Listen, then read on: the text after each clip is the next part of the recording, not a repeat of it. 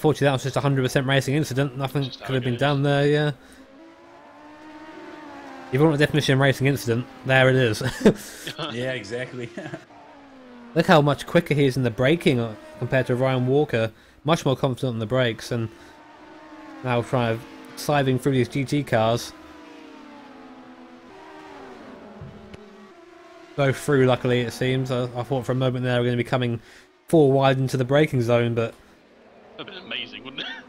Amazing is getting on the throttle nice and quickly, but the back end kind of screwing around a little bit. And the low-speed grip of that car doesn't look great to me. But then we've seen that all season with the P1 car. There have been issues in the low speed. Now here we go, as we remember Ryan Walker's past races where he is very willing to defend some of the quicker drivers behind him, so we'll see. I mean, will he this time? Because he let Doyle through before, and both these cars are fairly quick in a straight line. I'm not quite sure which is quicker out of the the team I forget name and the and Satellite here. Come on, baby, give me the team name. Sorry, which car was that? I was just reading something in the chat from Jimmy. I was from Doyle. His team that's name. the F1CL car. F1CL. There you go. I just call him Doyle from now. And now we got Rosenly in the mix here. Hopefully they can get around safely there. Yeah, Doyle's got to go really wide. That was good for Rosenly anyway. Could have been worse, especially as Doyle. I don't imagine Doyle is now hanging around.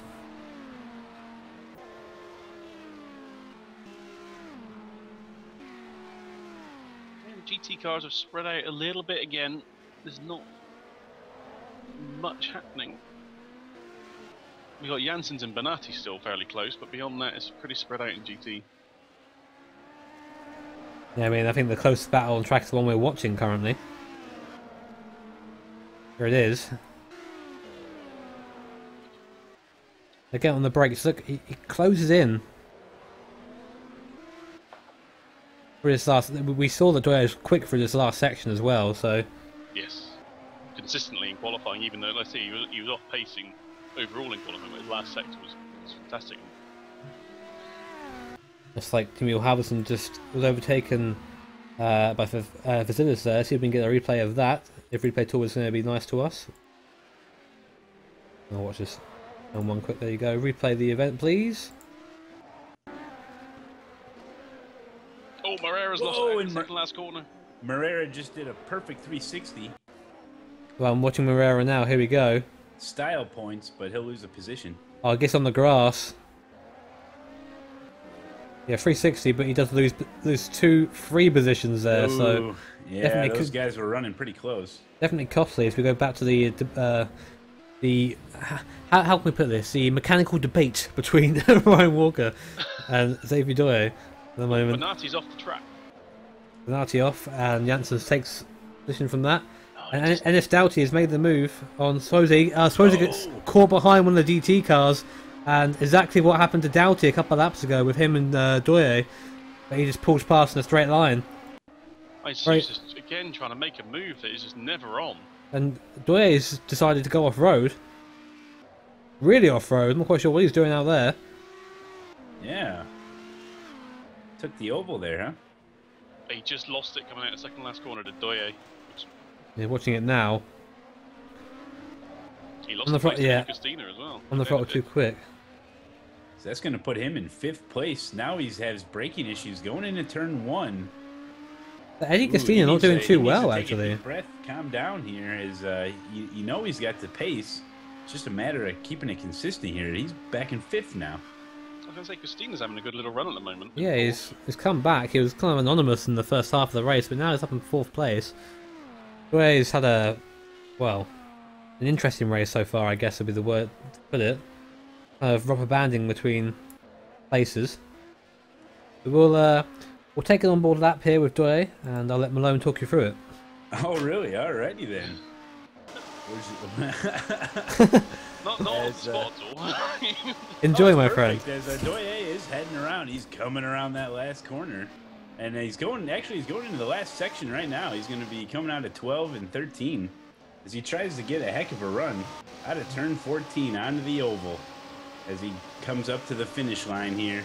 This guy's been pushing hard every single lap here. Heading into turn 1, it's a very hard braking point. straight on here is you really got to hug that right curb here. Try to set up that next section, which is turn 2, one of the tighter turns right here. Uses a lot of bumper on that left side, brings it on over. Turn 3 is kind of it's tough to hit your apex there as the car does want to go wide.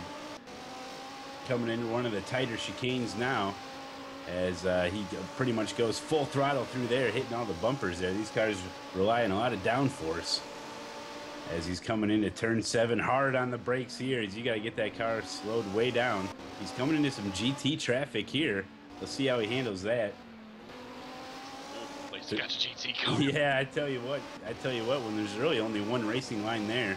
Heading back onto the oval section, turning into one of the later sections here, turn 12, which we've seen quite a bit of issues here already. Hard on the brakes as he's got somebody spinning and flipping and wrecking in front of him. Maybe just some cars there hard on the brakes here.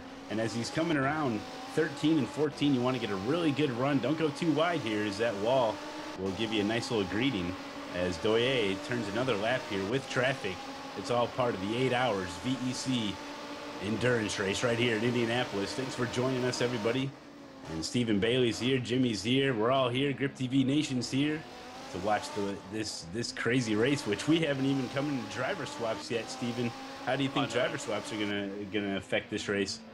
Well, we've seen certainly the Scuderia GT Italia guys have got. We've seen all through the season.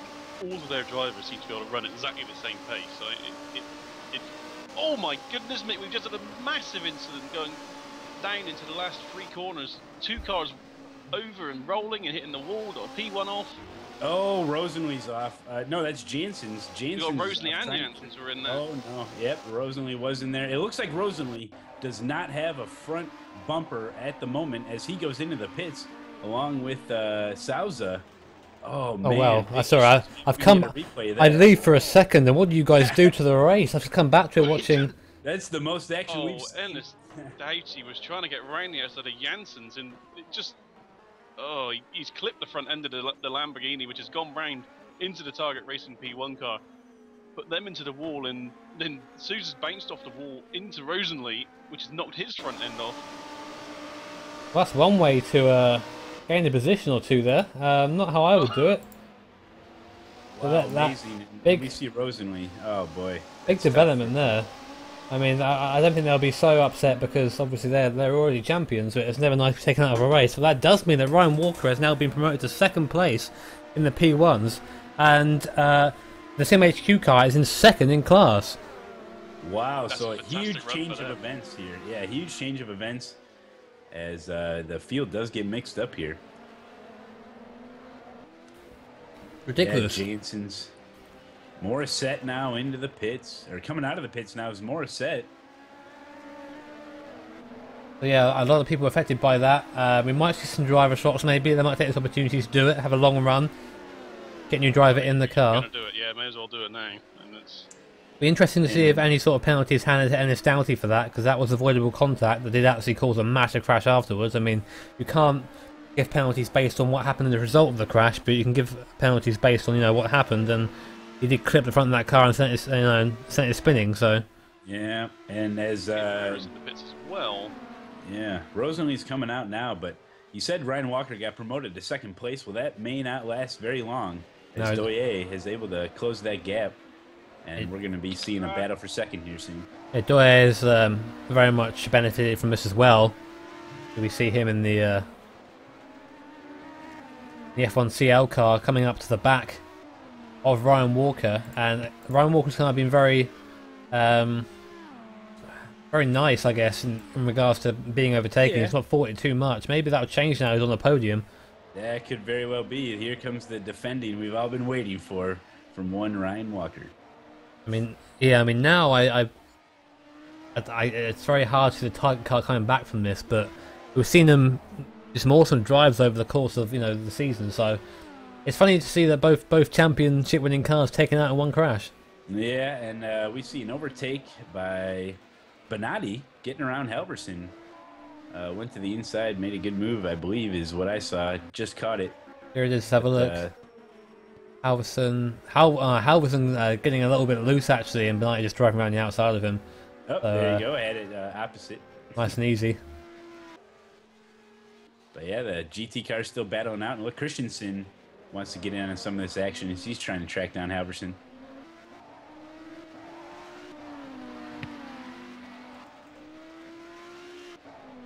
It's been looking interesting, shall we say, throughout the race. I mean, we've had a couple of big competitors be very much the back now. Rosley now bottom of the GT field pretty much with that damage repair, as is Renus Jensen's. He's back as well. It's been messy so far. We had a report in our chat as well of the Odin car also being hit by P1s before this as well, so it's been pretty pushy. So, you know, you never know if they're having a little frustration from that red flag, but yeah, we see quite a bit of aggressive driving out there. But the speed difference is so big that it's understandable. I mean, it is a bit speed difference, but the majority of these drivers have been driving these cars for for the season, and that that's going to be a well over 100 hours of driving if you're practicing properly, for each race. So what you're saying is that there's no excuse? Yeah, pretty much. I'm saying that I'm saying that you can be aggressive past, but you need to make sure you are allowing enough room for the GT car to get round there. For example, that was very late. I'm going to overtake you now. I'm going to push the GT Italia car out a little bit. Doe has been probably the worst at dealing with traffic so far, but then again, Doughty did just clip Jensen's on the way past and caused a massive crash, so we're going to have to argue how that goes. We'll see what happens after the race. I mean, traditionally, that penalties hand out after the race, and that probably will be the same here. That's true. These guys are held responsible for their actions on the racetrack, but we have seen on turn 12, that last section, it keeps coming up, and one little clip. When you're hard on the brakes like that, there's a lot of weight on the cars, and you get you get a little clipped, and it sends the balance off, and you go flying off. I mean, that's all it takes really in that particular area of the track. So this happened again. Ryan Walker held up by a GT car, just didn't pick the right spot to go past, and Doye just goes, "Thank you very much, I'll take that." Move is done pretty much.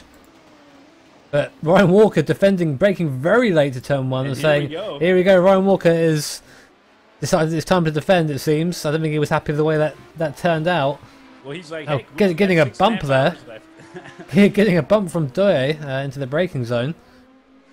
F1CL car looking very feisty indeed. As it gets very, very high up on the curbs, very lucky not to spin the car there. And that GT car might have went off there. He was flying. Who was that in the background there? That apparently have Ronald cracked. No, it wasn't. Sorry, it was Eddie Gastina, I think it was. No, I'm trying to find out who it was that went off. I think it was a Can-Am car. It was pushed off by Doye pretty much. So Doye really is running a very aggressive race. I wouldn't be surprised if we see any sort of penalty given to him at some point. That could be. Ryan Walker's now got a pretty good gap here. Let's see if he can hold it through the straightaway. Yeah, I mean, Doye is the faster driver at this point, so I wouldn't be surprised if we see him pull up to the back of Walker. But with traffic and all that, Walker is just handling it better. He's just getting through it quicker, he's getting through it smoother, he's respecting the other drivers, and they're respecting him. Yeah, it goes both ways, Like we said, the traffic's got to be in your favor, and sometimes you can make your own luck, depending on how you're driving out there, and Walker's been able to handle it well. We just had Fabricius overtake Ronnie van der Hoff for 13th place. I said we did have, and then then Ronnie van der Hoff actually had a little spin, and then Fabricius took the place back. So these guys have been going on it for a while, and we just missed as well while I was doing that the overtake for second place. Doye did make it happen. And Ronnie spins it. Ronnie in that DHL car having issues. That's the second time he's done that there. Last time he caught Doye. Yeah, last time he caught Doye, I think Doye's thinking, it wasn't me this time, was it? It was Walker. that was very late. But he then causes contact with a GT car. He really is. The respect between him and the GT cars, there are none. He is taking every overtake he can. He's, I don't know, it's not the kind of driving you like to see, to be honest. Yeah, and Per Rosenly is trying to make his way back through some. Christina got past as well, sorry, by Ryan Walker. Oh. He got stuck behind a GT car and Christina took the position, so that's third place for Christina. Good run from him so far. Yep. I love Ryan Walker though, second to fourth in one lap. We had Morera spinning around, coming down into the last complex. And some people do that to try and get on the power while the rear end is still loose, and the car goes round, and that's it. Yeah, and once it gets a certain point sideways, you know, there's really no saving it. So you just kind of got to ride it out, try to recover as quick as you can. And that didn't quite work for them, as yeah, the second, third, and fourth place are only covered by about 3 seconds in the prototypes at the moment. I mean, NS Doughty is 40 seconds ahead of all of them pretty much, but it is. I think Sposer is actually running again now, which is good. He's back out on track. He's got a long way to go though. Here he is. He's going down the pit straight. And Jerry McComas' nearest rival is going through turn 1, so hopefully McComas will be well, either up for a fight, to give us something to watch, or is clean enough to let Sposer go without any issues. So it seems everything seems to happen when someone walks away. It does, doesn't it? As Facilis spins the car around at turn 1. I'm going to start keeping my eye on Gastina here, as he's closed the gap quite a bit on Doye. This is for second place, and he's kind of been a sleeper here, Gastina, as he's just slowly been, you know, logging laps here, doing good Herrera round again there. In the car. Sounds like he might... Oh, he came very... Oh, he hit Doughty. He let the car roll back onto the track. That was really bad there by Morera. He spun off and then the car rolled back onto the track. And here comes Gastina side by side. He's up the inside. With Doye, takes it. Well, this is not something I was expecting. Yeah, Gastina is just... He's charging hard. I think he's given Doye a taste of his own medicine there, really getting up the inside, pushing him wide.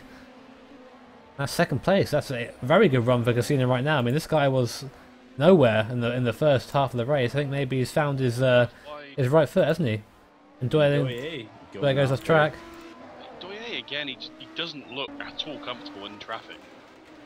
I mean, while you were gone, he was making some very bad moves. As Rosenway almost got involved there in some really... That could have been close. That could have been really bad. Yeah, there's not an inside line there to go, and that car hasn't got to let him past. I'm really surprised that there's been no sort of word with, you know, the steward hasn't given any sort of word regarding that, because the prototypes have been really bad in this race so far. Oh, and we got a GT off. That is Bonatti off. Is Ryan Walker off as well, apparently. Uh-oh. Everyone off at the moment. I didn't see Ryan off. Oh no, Ryan's just done the naughty thing. Oh yes. So here's the overtake on Bonatti. Yeah, Bonatti just goes left. As McComas and Souza are going at it here. Yeah, I'm pretty sure that's a foregone conclusion as we watch Jerry McComas lose the place to Rafael Souza. There it is. Watch it live here, folks. At the inside of turn 1, McComas didn't fight him too hard, just racing his own race, it seems. Not too bothered about those around him at this point. Well, there's just so many battles going on as Doye is heading into the pits.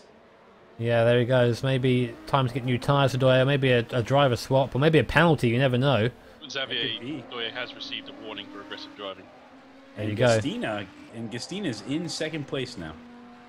There you go, folks. So aggressive driving warning to Doye, and Ryan Walker moves up to third place, taking that place back. Lap 28. Doye came in on. That's sound about right to you, do you think?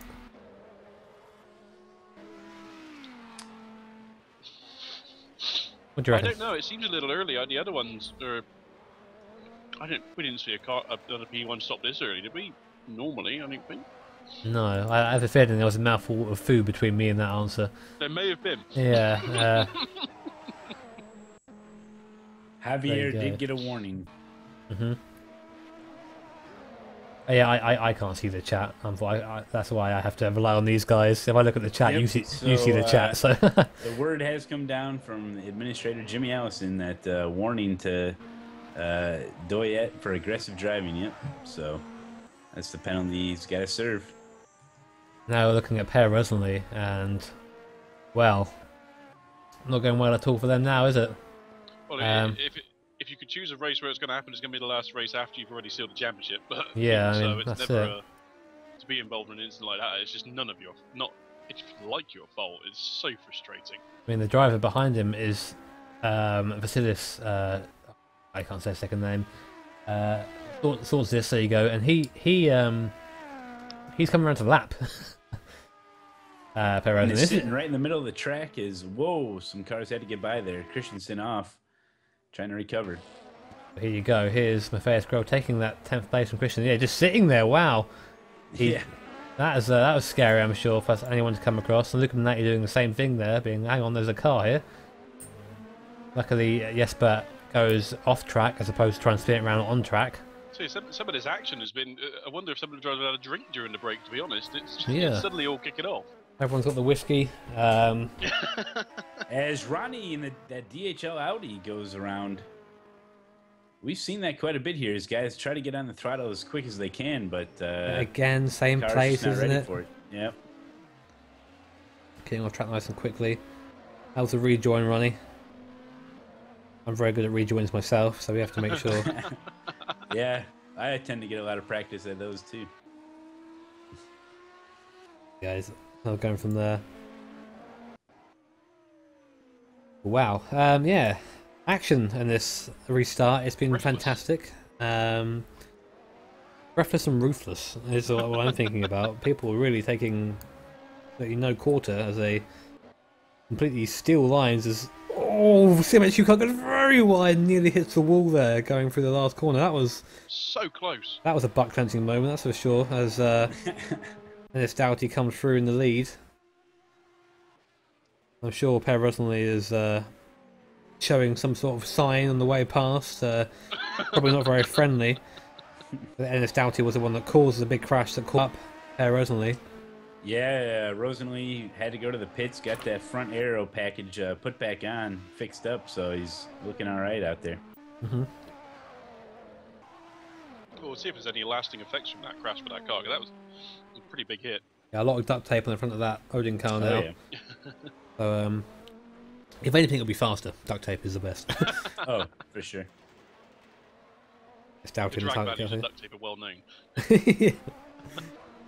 Interesting to see that the sister car of the Target was so willing to get out of the way there of Ernest Doughty. I would have thought it'd be a little bit more difficult. Not to the point of blocking, but just saying, oh no, wait a minute, I'm going for this corner first, you know. But he got well out of the way then, nothing to do with him. So we're seeing Ryan Walker is still right on Eddie Gustina for second place. Well, he was in the pits for a long time. He was in the pits. He's only just overtaken Jeremy. Off the track again.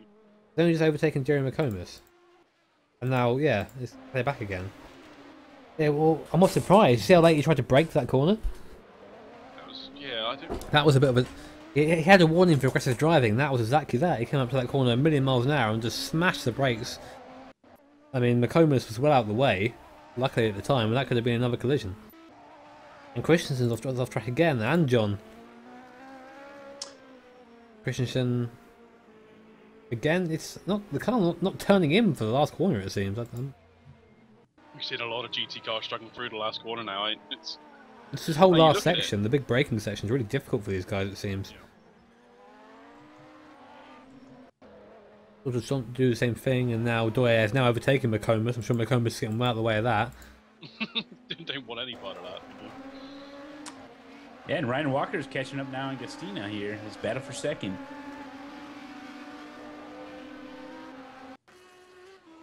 That Ronnie van der Hoff made another mistake somewhere. Seeing it now. We might not be. Oh no, not again. I think he just ran a bit wide onto the oval and that counted as an off track, it seems. No. Well, you certainly didn't want to be out there, that's for sure. No. Maybe it's a last ditch attempt to try and avoid any sort of admin. Go around the oval and hope for the best. But make sure no one sees. Warning, do not cut in turn 5, that's the chicane. You are not allowed to go outside the white lines on the exit. I will start penalizing people now again. So that may have been from Ryan Walker's shenanigans. I think that's a fair warning. I think everyone was involved in that as Eddie Gustina comes into the pits. I mean, Doyle was quite a big offender of that, as are a lot of the GT cars. You see him going wide to the left, just because they haven't got the same sort of grip. Exactly. Like the weight transfer through there for them must be a nightmare to deal with. Definitely.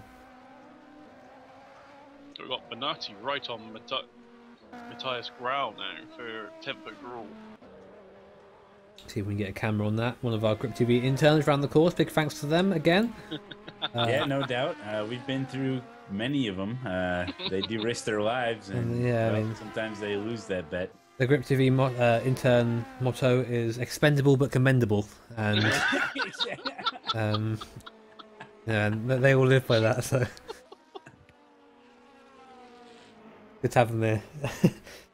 In fact, we actually had a couple of our interns go clean up those hot dog wrappers there before that red. That's what made that red flag come out, and we did lose a couple of them out there. So then we had to send more interns just to get that mess cleaned up. So that was unfortunate. But yeah, the reason why it was 5 minutes instead of 2 minutes is because our own interns couldn't handle the temperature of the course. They melted and had to be cleaned up by other interns, and it was a vicious cycle of intern death. It got death. so bad we had to use squeegees. That's somebody's into the wall there, right in before turn 1. Who is that? Not Ronald Crack. Ronald Crack just getting out of the way of Sposer again. Jerry McComas in the pits. And Matthias and Benatti are battling it out here going into turn 1. Yeah, I'm just watching that. I'm not sure. I believe they're on the same lap. Is it just me, or is that Aston livery a little bit off to you? I'm getting either graphical errors on the Aston. Can we get a closer look? Or it's looking weird to me. It's black and it's got a couple of very weird stripes on to me. As Benatti's right behind it. We are trying to get a good look at these paint jobs. I'm taking a look too, see which one's my favorite. Walks in the pits as well now, and Sposer's back up to second, and Doyle also has taken that place. I don't know, the Aston looks okay to me. Oh, Benatti just poking its nose in. And you can see also taking the place from Walker. That's just an idea of how early the F1CL stop was. McComas and Walker went 6 and 7 laps longer. You'll see that come into play definitely as the race goes on. Well, at that sort of distance, yes. At the less time we spend in the pits, the better.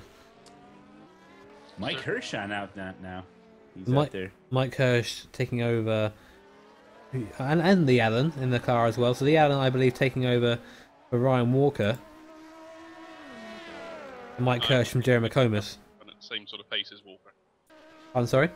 I wouldn't expect Lee Allen to run at the same pace as Walker has been. I see, so... Yeah, we'll keep an eye on that. They're in 5th now, so that'd be interesting to see. I know that Ennis Doughty, one of his teammates anyway, Brendan Kazmarek, and also a very fast driver. Drivers that, again, you would expect to kind of just clean and sweep the championship, but they never seem to be either around enough, or they seem to be just horribly unlucky. As Eddie Gustina goes off track in a very odd way. He spins, actually. He does make contact with the wall, front end. I don't think there's any damage. Ooh, I didn't see that. How hard of a lick was it? It wasn't very fast at all. It was a 10-mile-an-hour bonk on the wall, but it was head on. I could have sworn I saw something come off, but I don't know. We'll have to wait and see if he pits in or not, I guess. So did we see that Hirsch was in instead of Jerry McComas in the eco-friendly? Ooh, and we got contact. Yeah, I saw that as well. Matthias. Yeah, just on the rear right panel. That could have been bad. That could have been a pit there. Here we go, coming in turn 12. Let's see if there's any issues like we've seen so many times before. Looks like this time they navigated well. And it's Doughty in the pits. That's Doughty in. Gone longer than everyone else so far. All 3 laps longer than everyone else. So, obviously, really comfortable with their setup. Oh god, again, the car's getting onto that green grass on the outside there, just making things difficult as Sposer goes past the both of them like they're nothing. Well, that's the being favored there when it comes to traffic. As Sousa gets to the GT cars just in the right time, especially because these guys are battling. That could have ended up a lot worse, but that's definitely the time you want to do it, is just right on the straight. It's very seamless. Very good point to bring up, and it is essentially luck. I mean, well, it's not like it's all about timing and positioning, but you can't expect everyone to be in the right place at the right time all the time. So when you catch people does often, you know, affect your position. I mean, here for example, Doye got past scot-free as well. Oh, and now side by side, these guys head into the chicane. Grau is defending very well at the moment. He's more contact. Bernardi is, you know, he's definitely giving him something to think about, but it doesn't seem effective. He's doing very well holding off at the moment. New name is Matthias Grau, so good to see him have a good debut. Well, we talk about it many times, before is that it's one thing getting caught up, it's another thing making the pass, and it's that just under a whole nother category of your racecraft. And let's see if Bernardi can get it done here, as he's doing everything he can. Like we see, he can get caught up, but then he doesn't seem to be able to capitalize on anything. So we'll be watching it.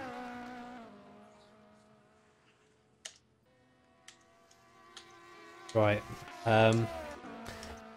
It's interesting just watching again down the straights. There's not that much difference between the speed between the two cars. I mean, downforce isn't such a factor in these cars. I mean, a more mechanical grip, but the difference would be maybe a couple of Ks as opposed to like 10 Ks in some of the prototype cars down the straight. But it seems that they're very equal around most of this course. Yeah. I'm struggling to find a place where one car is faster than the other, as Bernardi gets very wide there. I'm sure Jimmy is watching with an eagle eye. It didn't look like he gained an advantage from it though, so if he overtook there, he might have got a penalty. I was just thinking about that. Yeah, I mean, he did look to the inside there, but I think he knew that as well, so he came out of it. I guess part of the gentleman's rule here. Yeah. Oh, and as Bernardi gets loose there, off into the grass. He's lucky he didn't. Oh, I thought he might have recovered that thing well, but now he's way up onto the oval section. Yeah, I just saw. Too much of the cutting, and very odd how it just went left. Then he kind of. Yeah, I thought he had saved it. He didn't really fight it at all, did he? He kind of just let it happen. So all right then. We're going. Maybe he already took his hand off his wheel at that point. Bernardi's having a hell of a time. That's the third time I've seen him off track in the last, say, 20 minutes or so. Now Gastina's having issues as he went into turn 12 really hard on the brakes, got it recovered, and then he goes around 13 there and lost it. He spins it around. He still can't get back on track. As Gastina, we've seen him hard charging here, now having an issue. And Jimmy's remembered to look at his team speak finally, and looks like we have Ryan Walker want to join us in the booth. So we'll bring him in, see if this works. So we're doing this in a very convoluted way at the moment. Hello, Ryan. How are you? Welcome to the booth. We saw you out there having a up and down stint. How would you say it went for you? Oh, I'm doing very well, thank you. Yeah, that stint was kind of up and down. The start of the race. Turn 1, I went to on the exit of turn 1. Rather, I went to put the power down, and then for some reason the rear wheels just spun up, and there was no grip, and I just spun around. So basically, just said to myself, just try and do the rest of the stunt with no problems, and just take it easy, and just get to the end of the stunt and hand over to Lee without any damage, and managed to do that. So quite happy with that. Yeah, it did look very how can we put this? It looked very odd that the way you spun there. I mean, we made the point of saying that you guys don't really go through there with cold tyres, because you come out, you kind of cut that corner in practice as Lee Allen almost spins in the background there behind. I think that's Bernardi, who actually has to drive through penalty now. I'm not respecting track limits. Just to rub salt in the wound. Yeah. We wanted to ask you about see, kind of you were having a kind of constant fight throughout with Doye. We expected the Ryan Walker of Silverstone to explode through the screens and defend like your life depending on it, but it seems like a couple of cases there we just kind of just let him go. Was that just running clean air? You didn't want to fight with him, or? Yeah, I just wanted to let him go because he was a quicker driver, and there's no point fighting someone that's quicker at this early stage of an 8-hour race. And plus, our aim today is just to finish the race and seal second place in the championship. That's right. I mean, the very, very wise decision in that aspect, I guess. I mean, you've got Lee out there now, who's currently running in 4th place. You think that Doye is going to be that F1 CL car is going to be a possibility of you catching them throughout the race, or do you think if it goes this way they're going to continue pulling away? I mean, do you have any special strategies lined up that you can share with us? I can't share too much, but our plan's just to basically, well, I think my plan is to do a double stunt. We'll do double stunts, same with Lee and Jonathan. I think said he just wants to do single stunts because he feels he's not as quick as us. So I think we'll do that, stick with that plan for the moment, and I think for us that'll be the best plan because there's no point trying to do a triple stunt if you can't handle it or you can't do it because you're just going to basically wear yourself out. That's right. I mean, I can hear the fan in your background there. So evidently hard work for you guys. Definitely, I understand the endurance racing cockpit. Peeling yourself out of it after your stint isn't the nicest feeling. But good job for you guys so far. Obviously, second in the championship would be an awesome showing for you, I think. And yeah, hey Ryan. It's the last race of the season. I just want to hear your thoughts on this season, and then what your thoughts are on the upcoming season. This season, I feel this season we could have possibly won the championship, but if it was a couple of mistakes cost us, I feel. But second place in the championship is still nothing to complain about, so I'm quite happy with our season basically.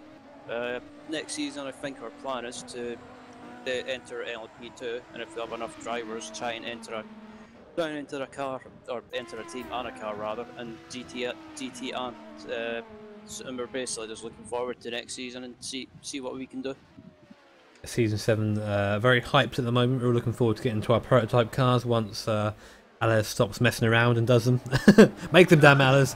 Whip him good. Yeah, we're looking forward to that, and obviously we'll be driving alongside you, hopefully, or myself and Bailey anyway. So that'll be good. I'll make sure to punt you at every corner we come across you, Ryan Walker. How about that? Friendly gesture. If you punt me, you won't be getting your free knobs.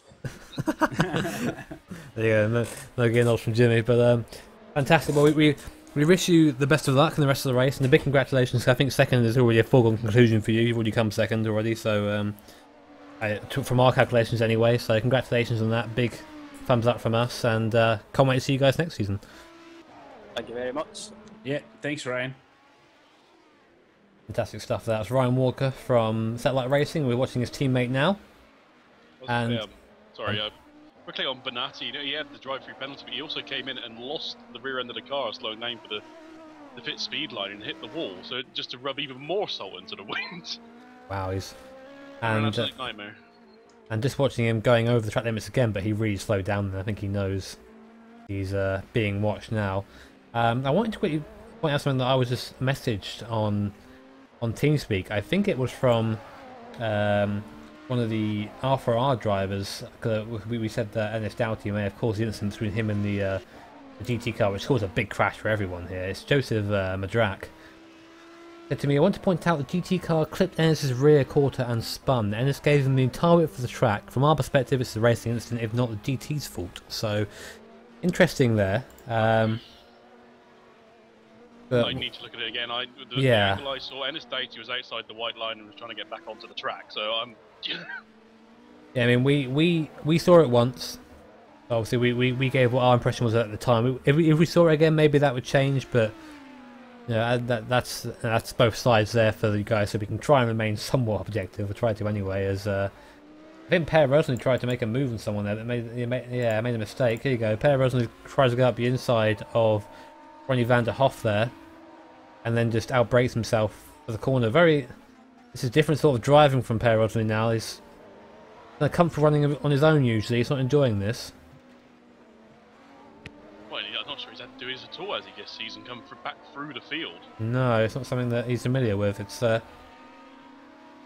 reminds me a bit of Nico Rosberg in the non-teammate crashiality way. More to the wall-to-wall racing doesn't seem to be the speciality. The racing on your own is, pretty good driver. So, but we'll wait and see. It's a long race to go yet. Over 6 hours left of this Indianapolis 8-hour race, VEC style. And we're watching Lee Allen still go around. We'll probably have a look at our leader, Ennis Doughty. Ronald Kratz is in the pits at the moment. Yeah, can we possibly see a driver swap there? Or he is the new driver, I believe. Ronald. I believe so, yes. Sorry, Renus got out of the car and Ronald Pratt now in the car. Also, Lucas Dietrich's in the car for Henry Moreira, so that's the 2 driver swaps there at the bottom of the field. I'm pretty sure Ronald Cracked was in that car before. That's also the second stop that car's had since the restart. What happened to Jensen's then? Cracked started that car, didn't he? So they wouldn't have had a driver swap. I was very sure he was on track at some point. I'm almost certain it was Jensen's in the car beforehand. Yeah, I think it was one of the earlier driver swaps. No, they've had a driver swap now. Robin There you Toll's go. in the car. Oh, Well, that's very okay. interesting then. We'll have to look back at Yeah, that. Robin Tolan now. I'm pretty sure Cracked was never out of that car. Well, there you go. Robin Tolt in car, and at the moment, as it stands, I believe GT Italia will take the 3rd place GT spot in the championship if they can finish in 1st place. But There you go. that's them. You know, usually Odin Racing and the guys who challenge them, they're nowhere near at the moment. They're down at the bottom of the field due to a fault, something that isn't their own fault. Yeah, But, GT Italia has had its issues as far as disconnects and stuff, so if they can even finish this race, that'd be good. But Roddy Vandenhoff has got a drive-through penalty for not respecting the track limits. This is starting to get... This is going to be very tough for the teams. I can see more penalties coming very quickly. I think that's very fair to do that. I think that if that's something they've been warned about, you know, once or twice already, then and they're still doing it, then penalty. If you go over the limit and slow down, I think that's fine. If you carry the speed and you're gaining time, then that's not on. As Pizzo comes into the pitch for a possible driver swap. Yeah, and That's Gustina Brown Gustina had spun it there, turn 13, but he gets back going.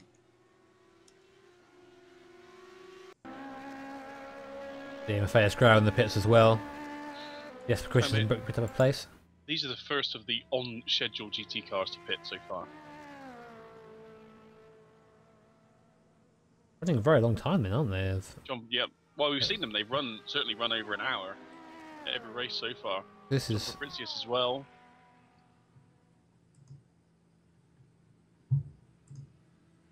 go.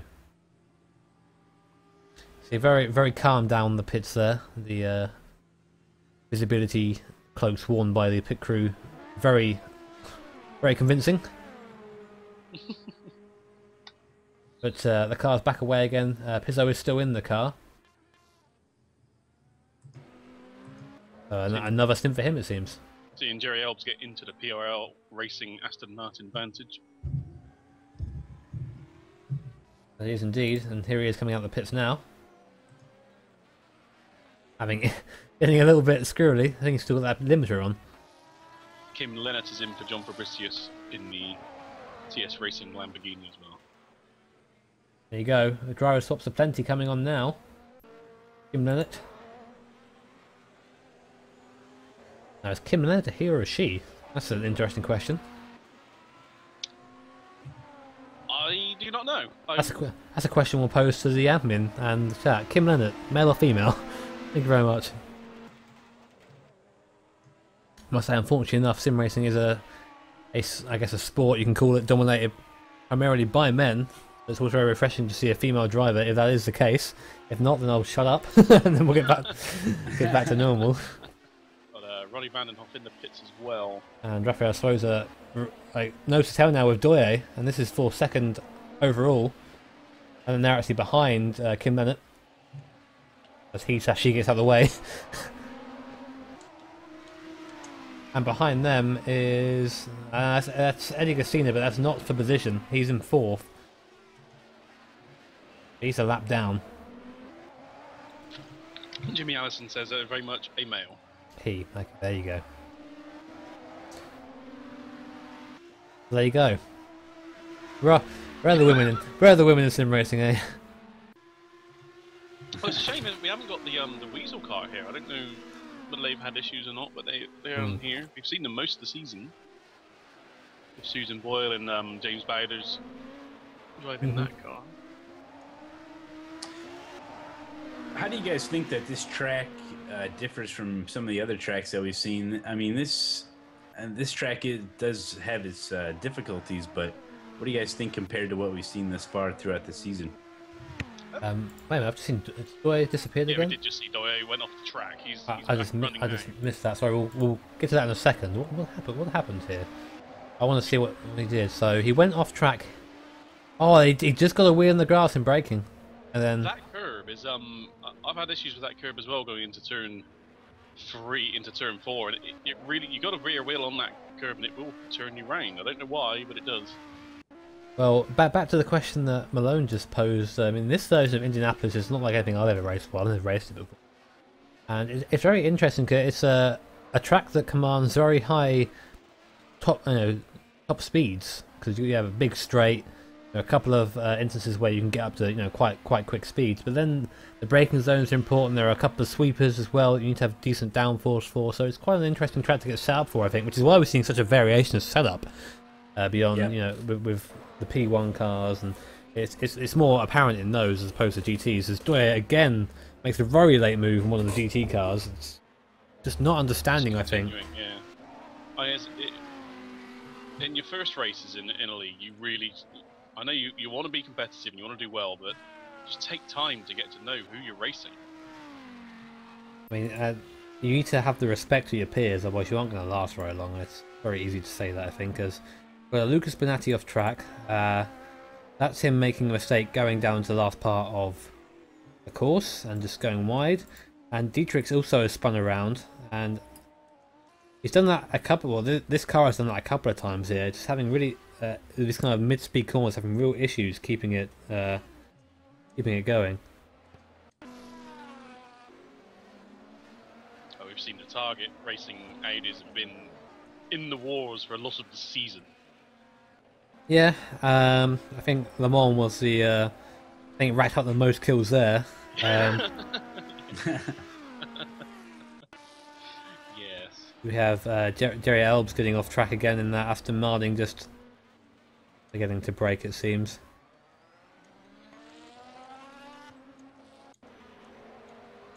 So we're seeing Zortsis still going.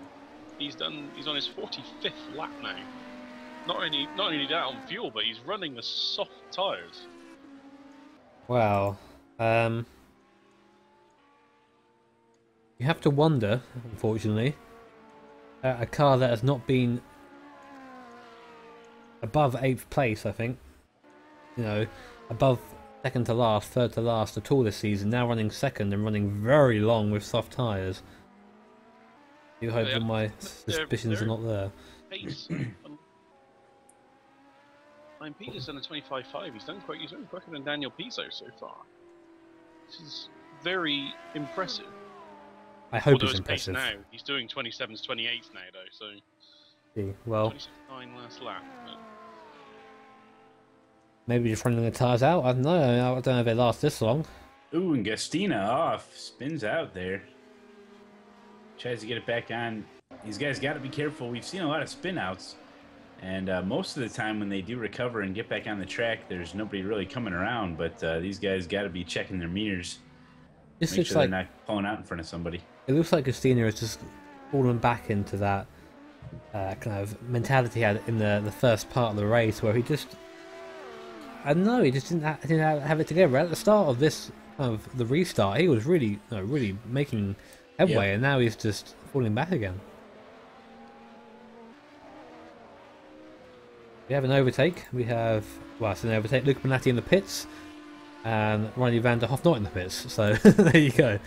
That's the overtake there. Yep, Bonatti in the pits. See if we see a driver swap here. I wouldn't be surprised if there is. Yeah, the 2 hours is a good stint for a driver swap, I think. So. Federico Suave. Oh, the Allen round hits Vasilis. Toll. And yeah, Robin Toll is in that. Robin Toll was the loser there. Yeah. As he didn't hit them, but he couldn't keep the car around, and I think that light car is okay, but any contact is bad contact. Yeah, Allen got loose, and people were coming up to that turn there. We've seen that time and time again. Kim Lennox getting wide there, going over the track limits. So it'll be interesting to see if that's a penalty or not.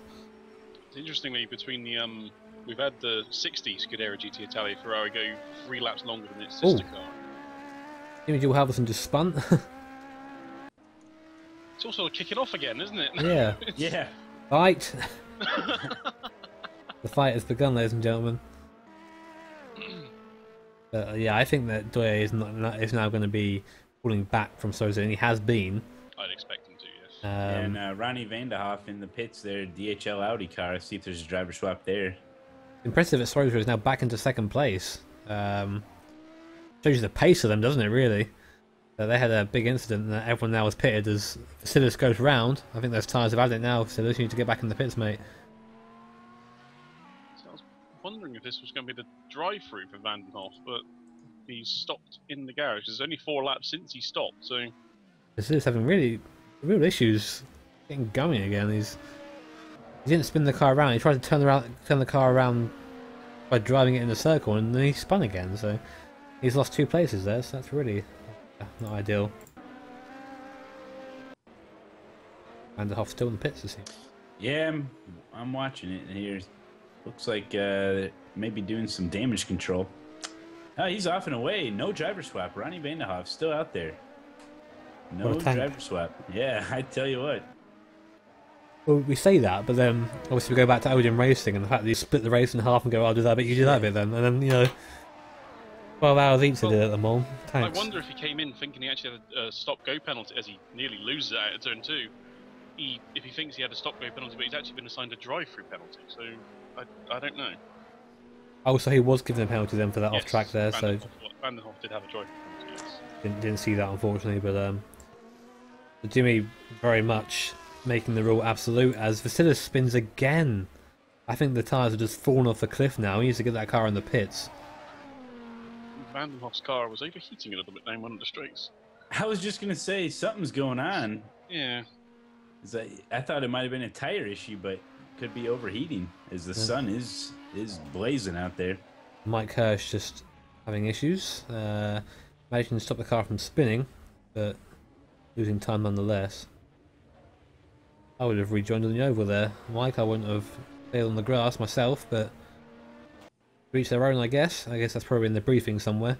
That admittedly none of us have really looked at. Doyle is now ahead of Souza again. Did Souza come into the pits? Souza was in the pits, yeah, he was. So because Souza's kind of out. Vasilis having so many. He's off again. I think he really needs to bring that car into the pits because he's just losing time now.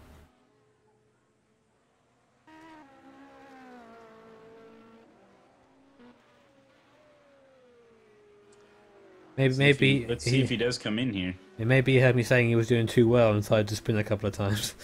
Oh, he's going round again. Don't know about that, mate. We'll see how that plays out. I'm going to say that target racing stop for Souza seemed to be on schedule. On schedule for them, but obviously they're out of sync for everyone else because of the early incident. So that's going to be an interesting one to watch. Yeah, it's still a relatively short stint compared to everyone else, but it's still it was in the ballpark. Oh, and certainly spinning again there and nearly collecting Lee Allen. But yeah, this is interesting to watch him right now. Every corner is a struggle. I'm seeing him wiggle on corner entry and then wiggle on corner exit, and just really having a tough time of it. It seems. Yeah, he's just run out of grip, hasn't he? Completely run out of grip. All that hard work is just going out the window now. I wouldn't have said that. I would be in the pits a couple of laps ago like with him. Yeah. Look, he's got no grip at all, has he? No, absolutely none. Now holding up the prototype behind him, who just slow. cuts a corner. That was interesting. Completely cut that corner, did Eddie Gastina. That passed one of the past Vasilis there, and Vasilis goes wide as well, going onto the oval. It's actually considered a cut if you go too far over, but he didn't quite that far over. Is he going to pit in this time? He's got a pit, surely. No, he doesn't, and he spins. Wow, now he's going again. Yeah, this is completely pointless. Just drive in the pits now. And he isn't.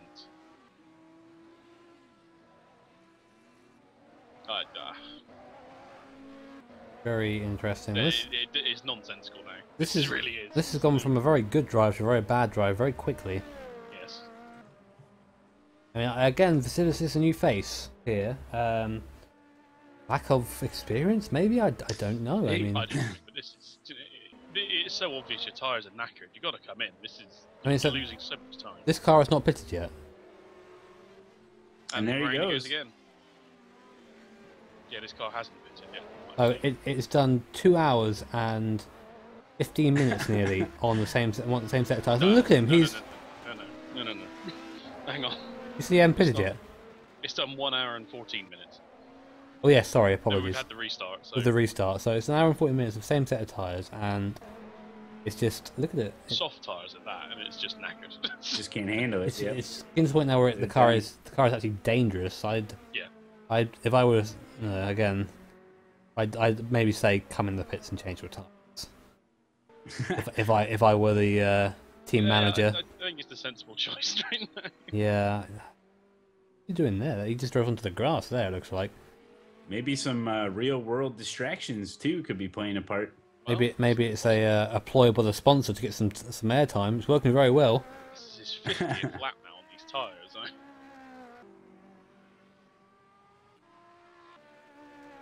Are we going to see a pit stop this time? The NLR cars, which haven't stopped yet, but they are running hard, so...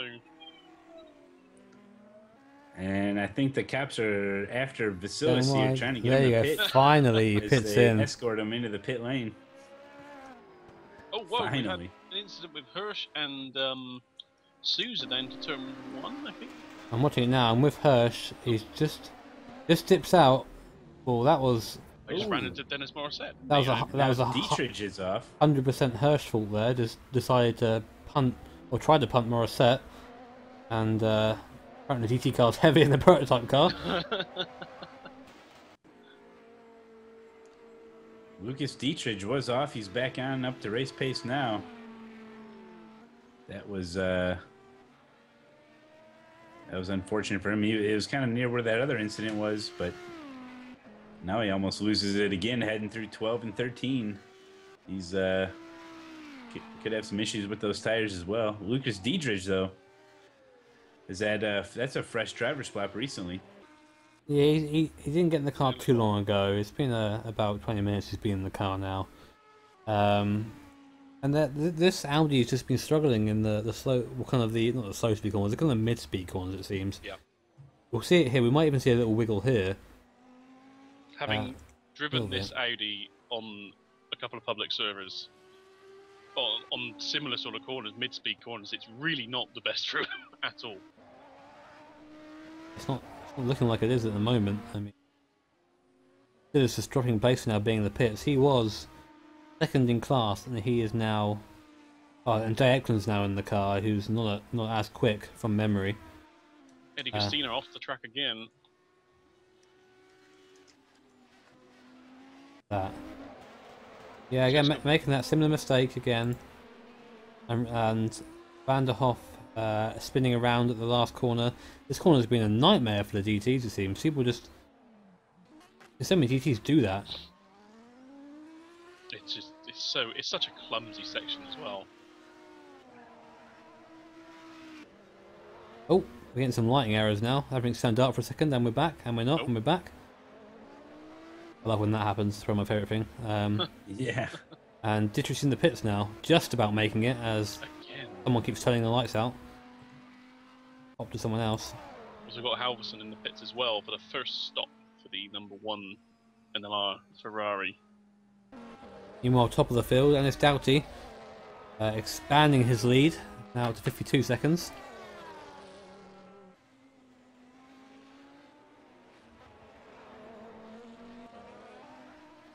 Doing a solid job so far, is Ennis Doughty. Well, as we saw in the first hour of the race that was abandoned, he was half a minute clear, and now he's already 4.5 seconds clear at the moment. Like to see, we like to see speed, we like to see it on the show. But saying that, he goes very wide actually. With that corner, the old curse is back again. Yeah, we're very good at finding drivers and running their races just by mentioning them. So 11.3 so far, which is, I believe, going to be the best lap of the race. So Sousa's also done 11.4, so there's not much in it there in terms of outright speed. No, I mean Doyer's in the pits now. So will that be Sousa coming for the second place? I believe it will be. Whereas Sousa, yeah, coming through now, so he's moved up into second place. Had left the game. That car is out at the moment. So there you go, Beatrice DNF. So the F1CL stop appears to be on schedule. We've got Eddie Gustina in the pits.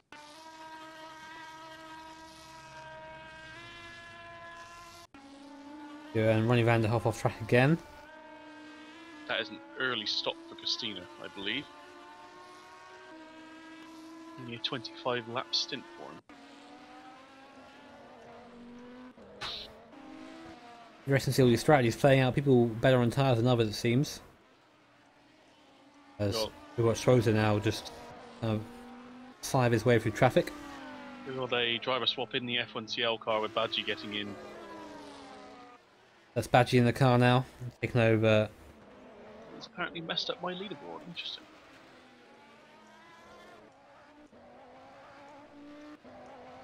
So we haven't seen Badgie in the car yet. This would be interesting. I have no idea what sort of speed he's capable of running. Will he be fast? Will he be slow? I haven't seen him myself, really. That's part of the fun of the driver swaps. You don't tend to see everyone. You have to kind of guess the pace of some people, and then sometimes it's really far off, and sometimes it's very close. So I don't know if you saw Gustino, but as he pulled into his pit lane, he was way off kilter. I don't know if that affects the pit stop time, but as he got going, since his car was pointed right at the wall, he made a small contact with the wall, just trying to exit his pit box. So you got to have a good pit stop here. You know, get into your stall nice and straight so those guys can work on your car a little bit easier. But Gustina out of the pits, off and away. Very interesting to see that happen. I mean, when you come in the pits and you're doing it quickly, you tend just to do whatever you can to get the car to register in the pit stall as quick as you can. And if it's drifting into the pit sideways, then whatever, you know, quick is quick. But it may screw you coming out of it though. Yeah, exactly. Gustina's off. You have to take the rough for smooth.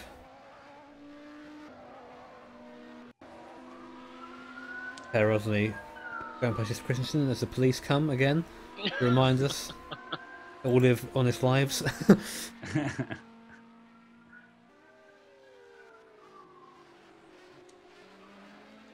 Interesting hearing the downshifts. I mean, they seem to be a lot less violent with the downshifts this target car than I've seen before anyway. I've seen other people just really smash the downshifts.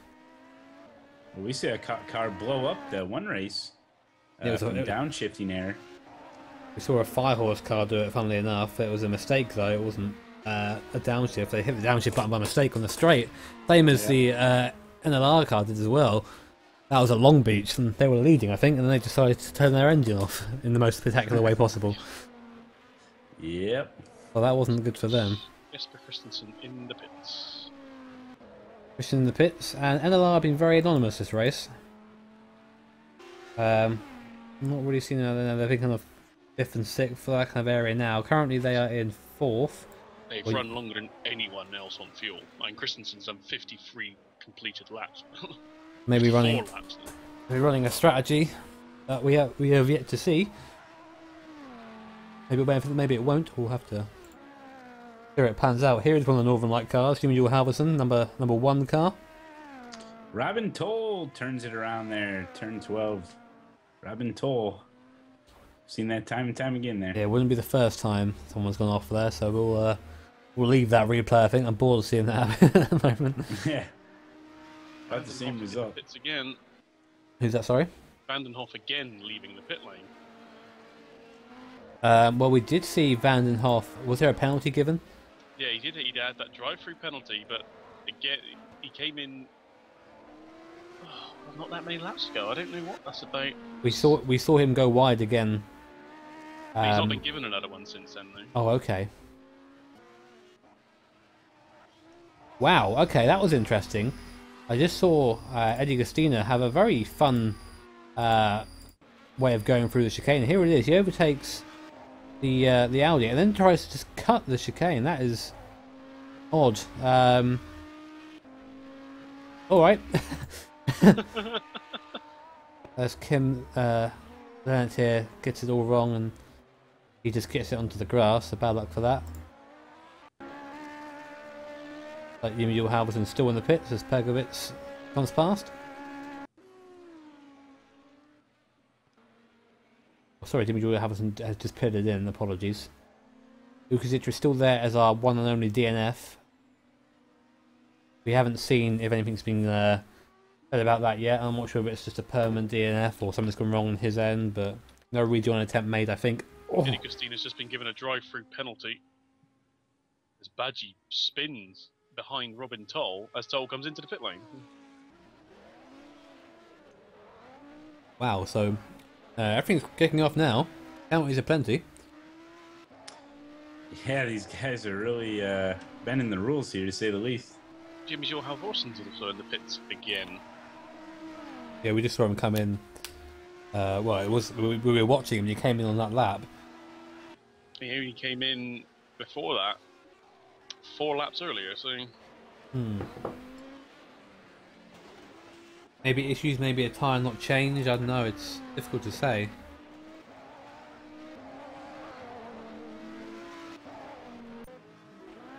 Jay Eklund just spun coming through the chicane at the end of the first sector. I thought he was going to come back on track then. Very dodgy stuff. We're just watching Badgie go around right now.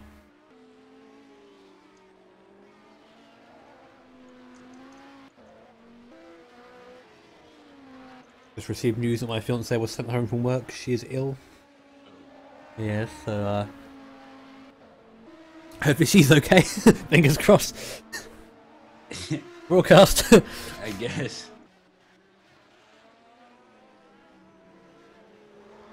You can see it off track again. It's going to be a last corner. Christina's just deteriorated. Well, it looks like he made a very late choice to pit in, actually. Well, he has been given a drive-through penalty, so it's... There you go. Same for them, bad to worse, it seems. Badgie still holds down third place in class and overall. Vanderhoff in the pit again. I think he's got some sort of loyalty card by now, going through there every couple of minutes. Known by his first name. Oh, as Badgie goes very wide there. That was a bit of a mistake going through the chicane and having to run wide to make it work again. He comes up on, I think that's Costina in front of him now. This will be to lap him. Halvorsen's just been removed from the race. Removed? Yes, literally removed from the game. Okay, that's interesting. The only time I've seen that in the past is when there's been an AI driver takeover. Maybe that's what happened then. Oh. I haven't seen that in a very long time. But, wow. Yeah, Jimmy, we have confirmed that the AI have took over, so AI was out joyriding that NLR car, had to be put down. It does mean, however, that they're either potentially out of the race now, I think it is, or they'll rejoin with a deficit. But not ideal either way, as you watch Badgie try and do some traffic here. I think that might be them done, actually. Yeah, Skynet has struck again. And all over that, and it's refreshing watching Badgie being very patient with the traffic as he gets, I think, punted by Christina behind him. I want to say that in all the years that I don't know, that was difficult to see. NLR have been around, that is the first issue I've seen them have with a driver swap. I don't think I've seen them have any issues regarding that before. I mean, they've had issues of plenty this season, but nothing like that. And Lee Allen taking third now as Badgie spins off. Yes, Badgie lost it in the chicane. He was trying to get around the outside. I don't know if there was contact between him and the guy behind him or not. I don't know. He just got on the curb and lost it off the curb. I'll take back my punt accusation then. There was no punt there. No, it wasn't Christine's fault. And then the pits. Lee Allen maybe just thinking, okay, well, we'll get in the pits now, get the pit stop done. It's a very, isn't it, early stop though for him? It seems it wasn't out that long. I guess these prototypes are going nowhere near as long as the GTs can go at the moment. Robin van der Hoff, sorry, Riley van der Hoff is still in the pits or has come back into the pits. Big issues with that car. Yeah, and Eddie Gastina in the pits. I'm not sure if Gastina is actually scheduled to stop this time. Maybe, hopefully, for them anyway. But up front, it's fair to say that Ennis Doughty is running away with it after all at the moment. Christina, I wouldn't say was a scheduled stop.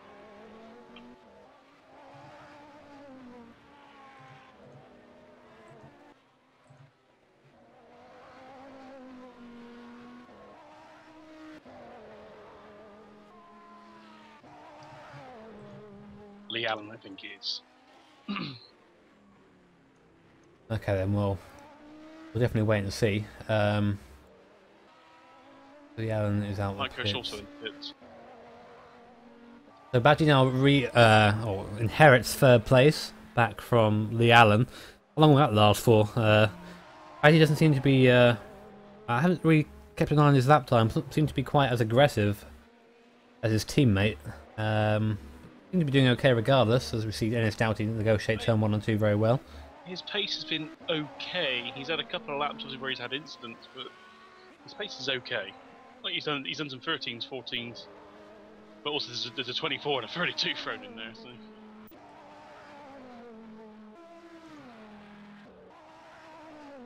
We have a driver stop at the back, I think. It looks like finally Ronnie is out of the car now. Yes, he is. We've got Karen Giritz in the car. I'm not sure maybe they were waiting for him to get ready, or it was just issues, or I don't know. Yeah, it's that just a could very be long these- stop. Could have been, actually. That's a good point. Yeah, I mean, these guys are hopefully in communication with each other, and if there's an issue technically getting things set up or not, but finally Garrett's is in the car and see what he can do. It does. I mean, to be honest, he's got a lot to do. He's not even on my leaderboard, but I know he's a long way behind everyone else. So 62. Yeah. it's just racing for the sake of racing now, I think. He's, But he's on the same lap as Robin Toll at the moment. has just gone unlapped himself from an NLR car, so maybe he's and then promptly almost relapped himself. Oh, NLR car gets into him. Oh, Okay.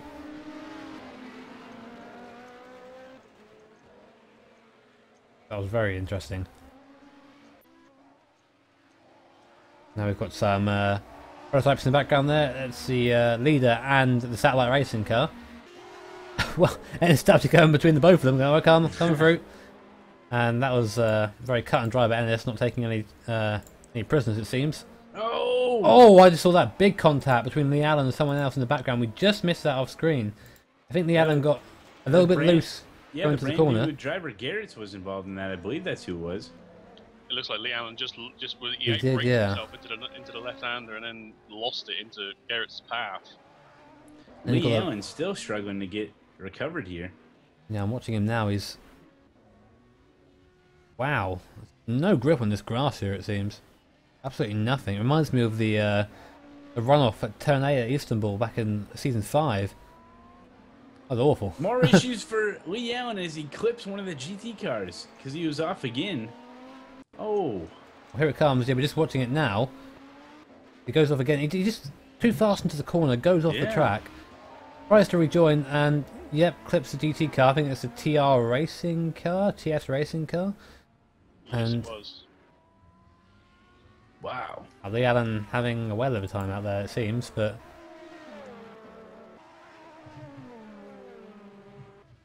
That wasn't... he's in the pits now. Probably either to repair some damage or just to have a breather. Yeah, but Ryan Walker in the background has just... sharted himself, we'll say. Magnificent. But a lot of drivers having issues, it seems. It does. It's like we had a little period earlier, didn't we, where it went a bit crazy, and it's happening again. And hopefully it'll calm down a little, and we'll get back to actually racing soon. That drive-through for Lee Allen? Um, He didn't stop on the way through. Interesting. I guess it was. He wasn't assigned one, so if it was an in-game penalty. I wonder how he would get that, though. I'm pretty sure that unsportsmanlike behaviour isn't in that, although it wasn't unsportsmanlike, it was more just unfortunate. Bit of a difference, I feel. Yeah, I don't know if he's been far enough for the game to give him a penalty. Speeding in the see him pits. Okay, there you go. So, bad to worse. Keep up. Doing our best, Jimmy. We don't know if he's speeding in the pits. We don't get a warning. We haven't got a speedo for everyone. And per Rosenhull, he is into the pits now. Here he comes. It's Yeah. saying it's an off track here, but it's just him coming into the pits. And maybe we'll see Hirsch get into. Not Hirsch, sorry. I'm not saying Joe Chiampa. No, I thought Mike Hirsch drove odd in there for a second, but we might see Joe Chiampa get in the car.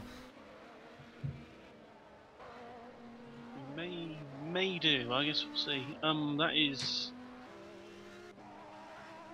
That would be a scheduled stop then, yes, because of course they had the incident earlier.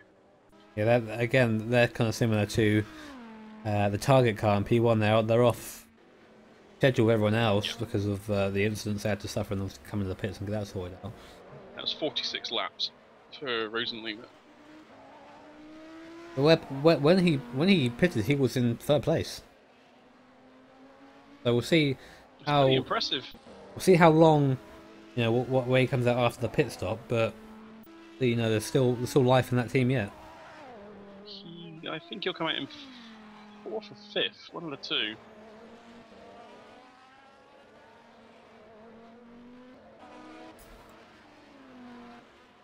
Down to 10th overall now. Or not, he stays in the car. Maybe not. Yeah, maybe he's gonna do one more stop, one more stint even, then hand it over to Joe. That'll make it 50-50.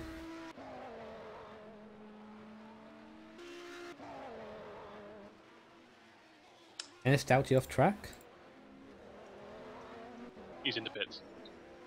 Yes, he was indeed. I wonder if there's any way to get an intern out there with a camera and sit right on the exit of 5 and 6 and see what kind of airtime these guys are getting over those curbs, because from what I've seen, it's pretty spectacular. I think what they should do is lie down on the curbs and then get an undershot of the car as it goes over them. There you go. That would be very safe. Very brave. Stupid brave. Well, we gotta have someone holding the camera. Yeah, Just leave a camera there and it could get run over. Yeah, I've never heard of such thing to hold cameras up without people.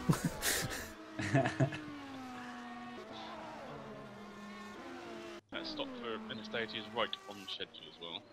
Yeah, I mean, Ennis just kind of leading from the front now, you know, just taking it easy, still putting in quick lap times, but not doing anything scary though, luckily enough. I wonder if we're going to see a drive shot from Ennis though, because there are definitely two drivers there with him. Well, there's at least one driver with him. I haven't actually seen anything from Brendan yet. I don't know if he's in the TeamSpeak or not. We can maybe get a look at that. Have a little spy. Have a little spy and see who's chilling where. Joseph are both there. Brendan's on his phone. We can tell you Brendan is on his phone rather than his computer. So if there's going to be a stop, it's going to be Joseph getting in the car. If it happens, we'll wait and see. No, Ennis Doughty is going to stay in the car.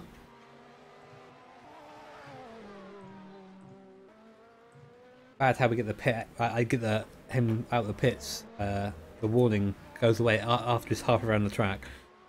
Brilliant. Working with very limited technology here, ladies and gentlemen. We're just gonna watch Ennis Doughty go round. Currently coming just sliding through traffic, and he's going to sliding through traffic, and to show you how composed and how leader does a lap here in Indianapolis. So.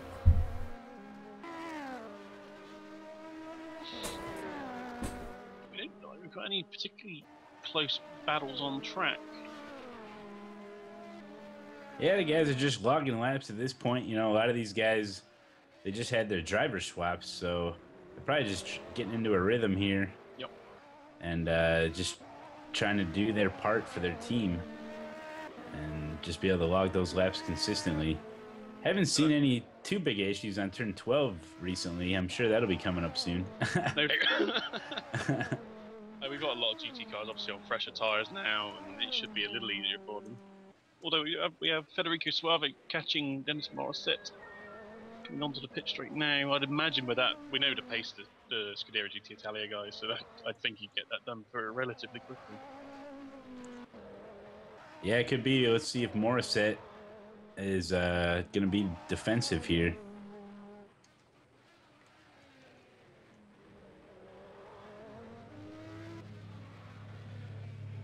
You're probably a little bit more familiar with the driver swap, Steven. How often can they driver swap, or is there a certain percentage of the race they have to complete, or what are the rules on that? In the past, it's been sort of between 60 and 70% that someone can do maximum of a race. So, somewhere like Le Mans, that can be 8 hours or so. You know, and you can do as many stints as you want. You can get in the cockpit, get out, get back in, get out, get back. It's not like a okay. Yeah, you can do one stint, get out, one stint, get out again, and so on. There's no limit on that. Unfortunately, I would imagine. Yeah, I would imagine the longer the stints, the better. I'm just thinking of a strategy for if I was ever involved in a race like this with driver swaps. I would imagine I would just split it all up and just do like a really long stint. I don't know if, you know, that's what cutting it up too much could be an issue.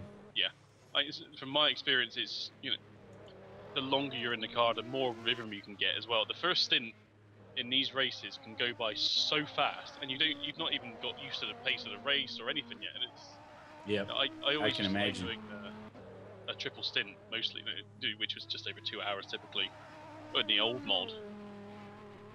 And by then, you've really got into the rhythm of the race, the track, the car, everything. So it's... Yeah, and every time you have a driver swap, you know, no matter how competent the driver is, there's always that little bit of time to get situated and get into your rhythm. And if you can extend that time longer, I think you'd be a lot better off. Well, it's very strange to get into a race halfway through.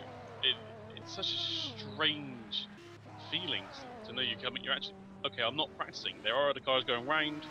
I've not been here since the start, but I'm actually racing. It's so hard to get your mind right for that. I always hated doing that. So you'd rather start off. Oh, always. Your first. Always. Okay. And back when I used to race, I never used to start the car. I used to be the one that took it to the finish. I kind of preferred that because I like to have the idea of, right, I'm just in the car now. Yeah. But you know, it can make or break the performance, the way you have your drivers set out. If you have someone fast, you know, go at the start. I think that's the GT Italia car just spun there. Actually, sorry, I mean, yeah, it was. Yeah, it's Morissette and Save here. They're on the same lap, right? This is the closest battle we're looking at. In fact, we had Suave get past Morissette, didn't we? He was only behind him a couple of laps ago. So. Yeah, not so far from each other though. It seems. They've broken. Morissette even looked to the inside there. We'll see how aggressive he is here to try to get that spot back. Another thing with the driver swaps now is with this mod currently, it seems like every car changes tires at the stop, so it's not like you would gain anything by double stinting or whatever. It's Eddie Agostino having issues here. I'm ready to cut you off there. Yeah, that's all right. That's fine. You carry on. Ooh, he tried. This is going to be dodgy. Yeah, he tried to get on. He tried to hit the last corner, completely missed it. Ended up in the pit lane, tried to steer out of it, spun, and now is rejoining the track. I think he would have just went right in the pit during the fast corner. Yeah, I would have just went through it. Probably would have saved time, to be honest. I think he almost beached himself there in the curve. Yeah, he did. He had to reverse off it again. That could have been very dodgy indeed, but luckily... Especially at that point in the track. Yeah, luckily... Hello. Luckily the experience of all things seemed to have helped him get back on track without the death. Jimmy's also hosting a drag race right outside his house there. What I do. Featuring diesel trucks. My favourite, man. It's nice to see that the Rafael Sposer is now only 30 seconds behind the lead car. That gap has come down, but again, I think is Susan due a pit stop? Yeah, we don't know. That's it. But we're not quite sure pit stop wise, who's where? I mean, I'm not sure if the spreadsheet says lap times or whatever laps they pitted. But Sousa should be stopping, I reckon, in the next. As I do maths in my head. you know, we can hear the cogs from here, really. It's... Probably another 7 or 8 laps or so. He should be pitting. Six to 8 laps, I reckon. Obviously, you know, they've got the their eyes set forward. They aren't thinking about anything else apart from the win. I think that is why they're champions. they're out here to win. The thing with the target car, of course, is it was involved in the incident earlier, so it's had an earlier pit stop, so it's out of sync anyway. Yeah, you have to remember that, and that's why we're kind of cautious about saying, well, are they on track or not? As you see him just diving up the inside of the sister GT Italia car, which is currently running in 6th in class, I think. Yep. Correct. Currently, in 2nd place in GT, it's Jerry Elves. It's a fantastic run for that car. That's come from nowhere, really. That's kind of just happened really under the radar. I'm not sure again if there are pit stops at a road or... Yeah, I don't know what kind of schedule he's on for pit stops, but hey, good on him, man. He's 2nd place in his class. Keep it going. We're looking for the favorite paint job now. Would you consider that even a paint job? It's just black. Well, mine's got black and a couple of stripes on, so I don't know. Oh, it does. There's some chunks of red on it. I quite like it. Oh, It's quite tight I like itself. it. It looks slick, man. He keeps under the radar with that. That's what he's doing. Paint job. Yeah. He's here to be quick and get under the radar. That's what's happening with him so far. I was going to say, we can actually look using the power of widgets. How many pit stops everyone's done so far. And apparently Eddie Agostino has done 11 pit stops. Whether that's right or not, I don't think it is. I don't think It's a hell of a widget you got. Yeah, it's a hell of a broken widget I've got here. Yeah, he's not done 11 pit stops. It might be counting him going wide each time at that last corner, though, as a pit stop. Oh, I see. That could be. I wouldn't be surprised if that's it. So we'll turn that widget off right now. Obviously, it's got no place. Fine tune our widgets. Please stand by. Get an intel on it. The widget's really just for set up for collecting data right now, and we'll be putting it together later on. I mean, it's because it's done 2 pit stops from what I've seen, so and obviously I think it had the penalty as well, so that's 3 times in the pit lane. I mean, the reason why I'm not seeing this this car is because of my opponent detail not being up to full. Welcome to the PC. This is GripTV Live's very first broadcast. We're trying to work out the kinks here, folks. So just I want to work out how to speak into our microphones and difficult stuff here. Yeah. Anyway, I imagine we'll see a pit stop from these guys soon. I think so. Anyway, I don't think they're anonymous in qualifying. And again, like so, if they were there, we just didn't. We didn't focus on it. And now, due to some traffic issues with Sauvé and Morissette, they're bumper to bumper again as Hirsch gets by nearly with that P1 car. That was quite a gaggle there. That was a bunch of traffic all mixed up with these guys are battling it out here. And I've just been keeping an eye on it. We're just watching Federico Suerva now being harried by Dennis Morissette in that Can-Am car. Still there. Still going. We said that Suerva seemed to have very quickly catch and pass Morissette, but Morissette hasn't really dropped back that much. Yeah, issues with the traffic here. When it gets you in the wrong spot, it can be treacherous. You can lose a couple full seconds on your lap time even if you get into some bad traffic throughout the lap. So something these guys got to watch. It just comes down to sheer luck most of the time. Right, and the gap between Suerva and Doughty kind of increasing again now a little bit. What there? I'm not sure of. Oh, I said that, and then Suerva makes a mistake. That's why. Oh wow, I see why. Oh, that isn't going to stop that fast, Raphael. He just. Yeah, these guys gotta smash the brakes. Hoping maybe to their braking points. It'll stop. Staring that poor GT car out of its mind. Oh, I'm glad I'm not a GT car in this race. They've been abused thoroughly. It's been eventful. Right, and again, How do you, Stephen? Now you're used to driving in the P1 cars. How do you personally handle some of this slower GT traffic? When I'm in a prototype, I'm probably a little more patient than most. To be fair, given my, I've typically in the past driven a lot of GT cars, so I know where they're going to be and that sort of thing. So But you can kind of plan it out if you see a car up heading. You kind of think of the situation beforehand, like how much time do you usually have. Yeah. But the thing with my experience of the GT car, I'm not necessarily as aggressive as some other P1s are, so I tend to lose time in traffic.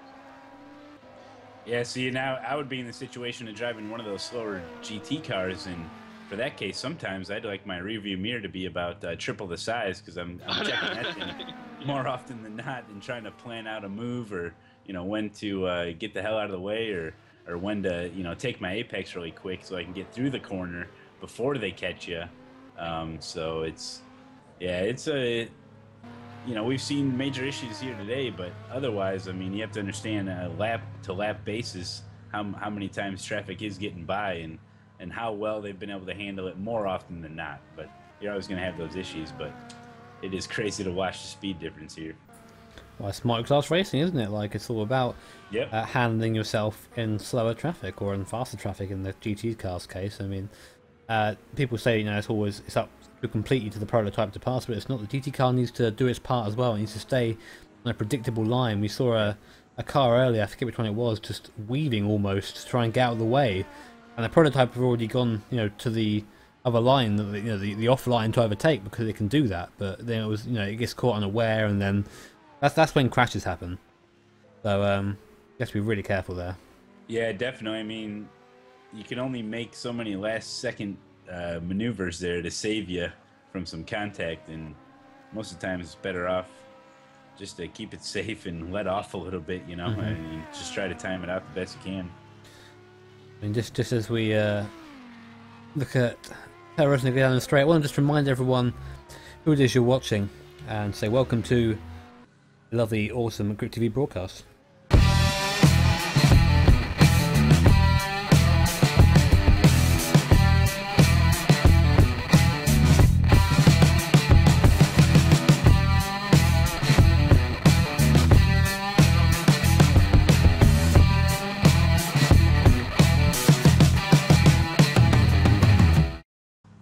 I think I'm ever going to get bored of that segue into the trailer that we have there. Lots of fun. Welcome back to GripTV presents the VEC 8-hour race in Indianapolis. My name is Junior Broadbent, and I'm joined by Stephen Bailey and Matt Malone. And we are approaching the end of the third hour of this race. We had about 45 minutes earlier, and then some sort of error. I don't know what happened there with the server, and now we're back again. We started from 7 hours, now 5 hours, 8 minutes remaining. Lots of racing still yet to go. Yeah, it's been something wild, and I think the story of the race so far is turn 12. I mean, we've seen so many issues there. It's been amazing. And also 5 and 6, the chicane, had some interesting little lines through there that we've seen, so something to keep an eye on. But yeah, I'm enjoying the race. Good to have GripTV Nation here. And man, Stephen, what do you think so far here? Who's got the best chance? Well, it's certainly hard to look past our current leaders. You got Ennis Doughty, who's he's 35 seconds clear of the rest of the P1 field. You've got Pizzo, who is, well, that car as ever has been fast as anything. It's really hard to look past it. It's been, you just don't know. There's been so many incidents in this race. Right, that last sector, especially, we've seen has been very eventful, hasn't it? Yeah, to say the least. Yeah, it's not something that we can we can predict. I mean, we've had. No, I mean, the Le Mans races go awry where a GT car won the Le Mans race. We had various times with GTA Italia decided not to finish the race. It's been very interesting to watch for sure, as Per Rosling is now right behind Pergovist, I think that is, in front of him. Yep. This is full position. This will be for 9th place and 3rd overall. Third in GT, 9th overall. And Perkovich gets it wrong, and Perrovozny goes around the outside. Not a good place to do it, as Stouty goes around the outside of both of them. Yeah, getting in the mix there. Rafael Souza in the pits. Yeah, so Souza having to again pit. This is due to his the strategy of the car being kind of completely ruined by the. Yeah, that's on schedule for it though. They are racing well.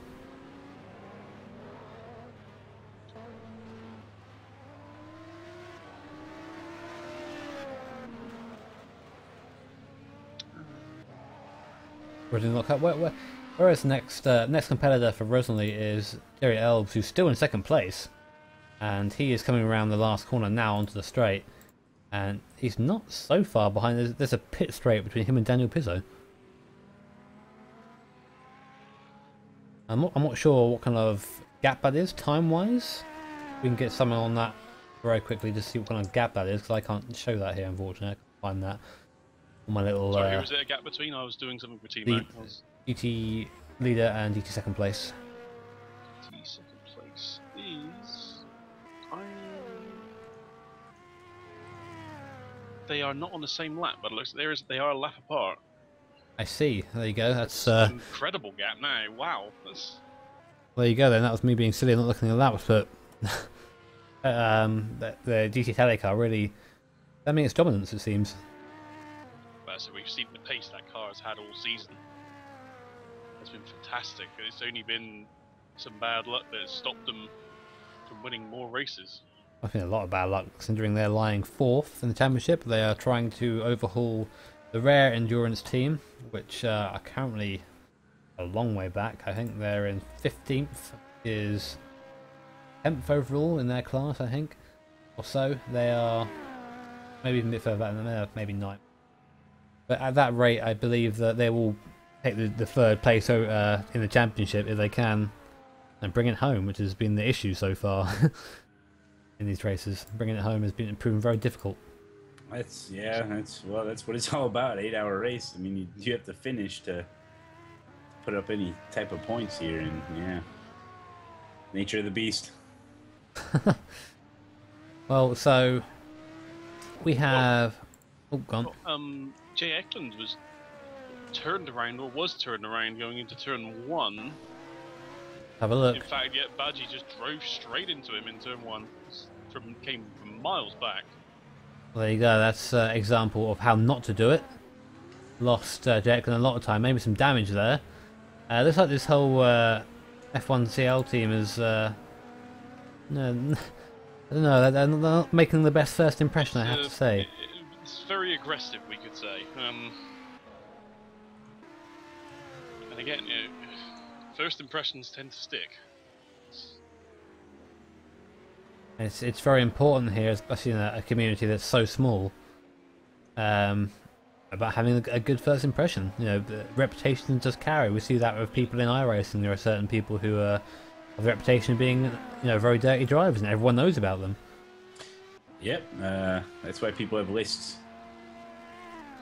Yeah. A hit list mostly, but I was gonna say. And the old saying, you only have one opportunity to make a first impression. So, unfortunately, yeah, it is what it is, I guess. So this is now, with this being the last race of the season as well, they're going to take this into the next season. It's going to be everyone's going to be, oh yeah, that is the team that is really aggressive around other GT cars or whatever. It's not a good one to grab to get.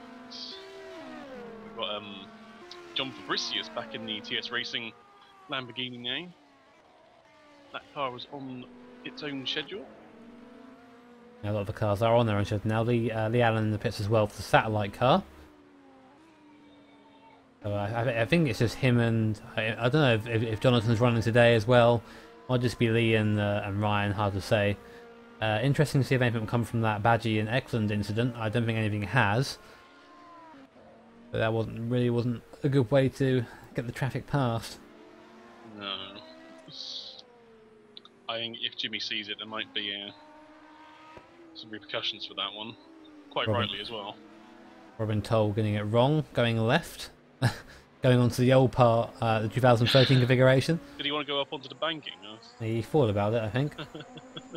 I think he makes another mistake here as well, because we have another off track for him shortly after.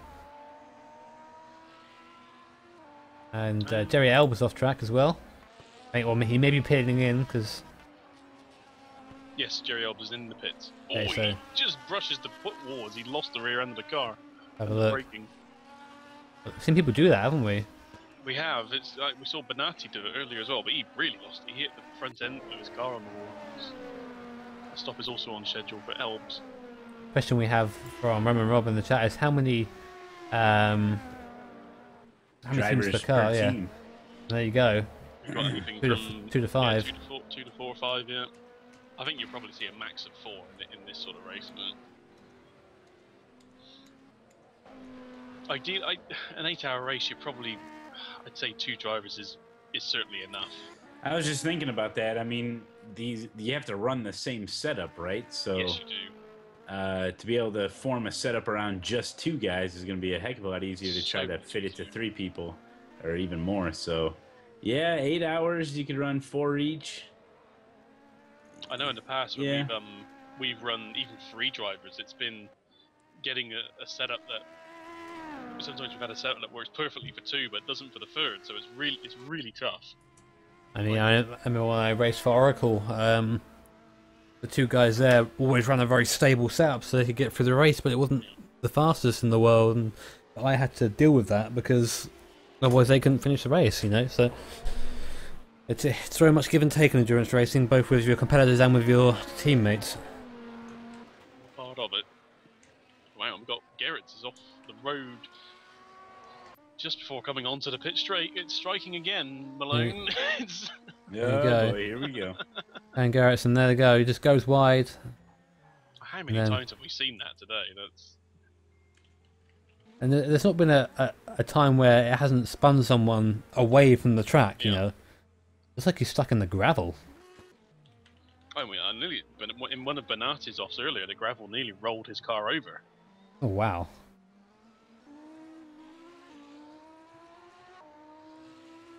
There you go, back to live, and Pizzo just still out there, still doing his thing. Yeah, it's very impressive run, this. Hope they can keep it going this time. Issue for oh, there we go, Pizza in the pits. Yeah. If they heard us. I want to very quickly do a bit of self-publication here. Anyone who's watching us, obviously we're part of GripTV Live, and GripTV Live tomorrow is doing a GripTV Hangout. Sunday at 5 PM CST, and we have a special guest there as well. I know it's not a ghost, as Malone's just said, but it's someone hopefully you're all aware of, and someone who's part of the sim racing community as well, so it'd be good to have you along and be a part of that. So definitely join in. It'll be hosted over on GripTV Live, so make sure you're following this channel, GripTV Live, and then you'll know when we go live in the future. So yeah, that's right. And the GripTV Hangout, back by popular demand. You guys wanted it, and here you go. So tune in tomorrow for sure. Back to the race. Just been told by Jimmy Allison that Ellis Doughty in the fastest lap in class, 1:11.1, which is very quick. It's like less than 2 seconds off of the pole time. And those pole times are pretty damn quick. Yeah. They're very impressive in the top 2 in qualifying. I'm surprised they're running 1-2 in the race. Although there's 2 laps between them. Of course, we have the target cars had a pit stop, an early pit stop with that incident with 2 other GT cars getting smashed into a wall. Yeah, that was not fun to watch or see a part of, really, but there you go, it happens. Sometimes people get caught up in that sort of things, and angry people. I get better acquainted with my spine. How's that thing holding up? It's shaky. He's seen it off track apparently. I think he's just coming to the pits. Maybe we can get one Oh, of our no, he interns didn't. down there. Uh-oh, what happened? Just ran wide at the last corner, but he didn't spin, which is I think probably the best thing I've seen happen so far.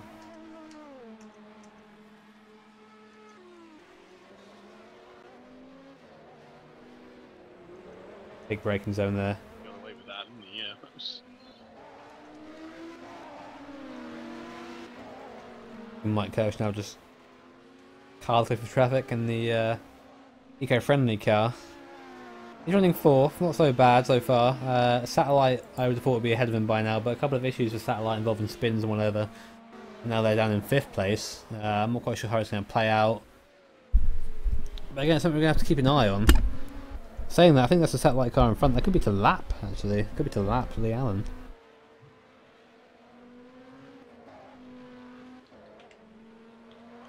That car is now running 5th. It could well be.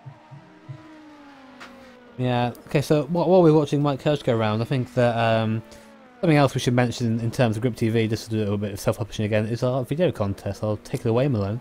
Yep, GripTV is doing a video contest, guys, and it's your chance to win $100 in cold hard cash. That's right.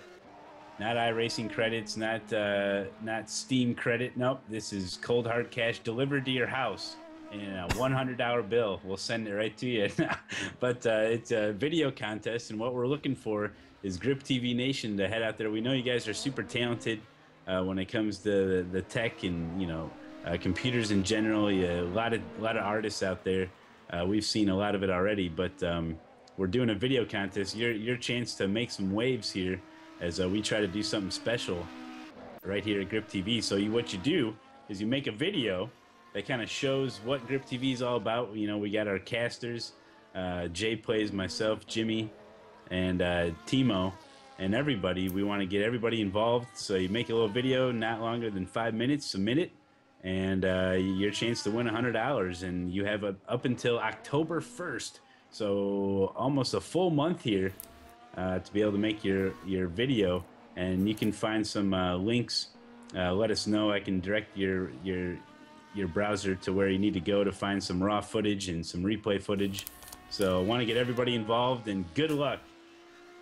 There you go then. If that's not a good pitch, and if $100 isn't enough to get you out there to get video making, I'm not quite sure what will be. But it's your chance, and obviously this video, if it is selected from the massive amount we've had submitted so far, then you will be our new trailer. Basically, you will be our GripTV trailer. So that is. Yeah, we'll be featuring the videos throughout the month. It's get them in, guys.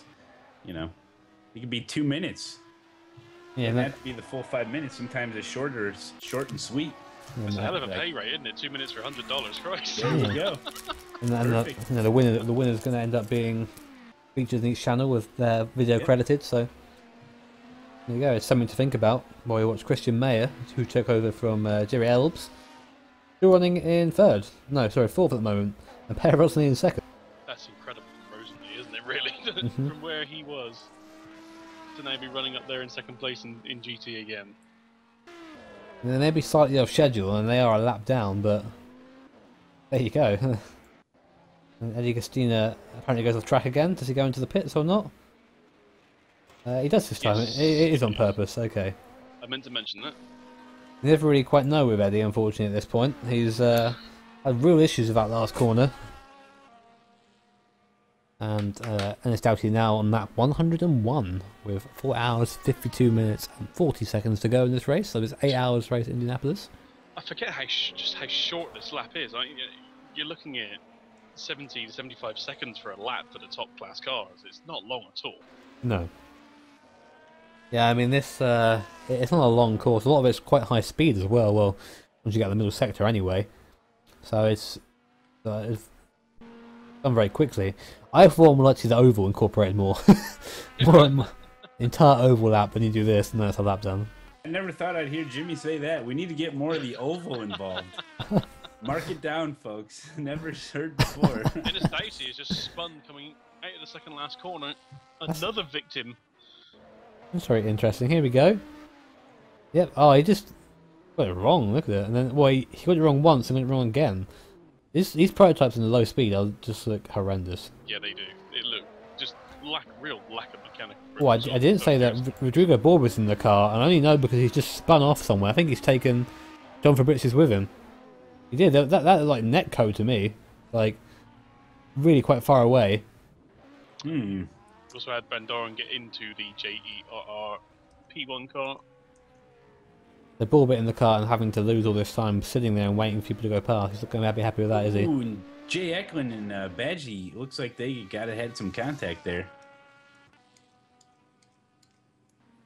I haven't got that on my screen, funnily enough. Like, I didn't come up an incident, so I assume that.